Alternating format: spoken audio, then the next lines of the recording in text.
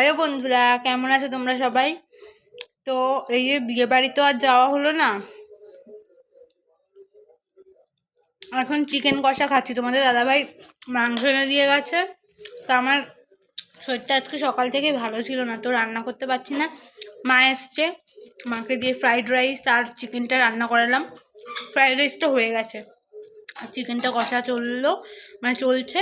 জল দিয়ে দিল মা এখন, তো একটু কষা খেয়ে নিই। দাঁড়াও, তোমাদেরকে ফ্রাইড রাইসটা দেখাচ্ছি পরে। আর তোমরা কারা কারা আজকে বিয়েবাড়ির নেমন্তন্ন খেতে গেলে অবশ্যই জানিও। আমাদের কিন্তু আরেকটা বিয়েবাড়িও আছে, আরেকটা হচ্ছে সামনের বৃহস্পতিবারে। মঙ্গলবারে হচ্ছে আমাদের বাড়িতে কালী পুজো, আর বৃহস্পতিবারে আমার পিসি শাশুড়ির ছেলের বিয়ে। সেটা হচ্ছে গাংনাপুর, রানাঘাটের ওইদিকে। ওই মা কত দূর? এই তো আর হয়ে গেল, অল্প একটু আছে তাই। এখানটা আলো ভালো নেই, দেখা যাচ্ছে না। রাইসটা একটু দেখাই, এই দেখো ফ্রাইড রাইস।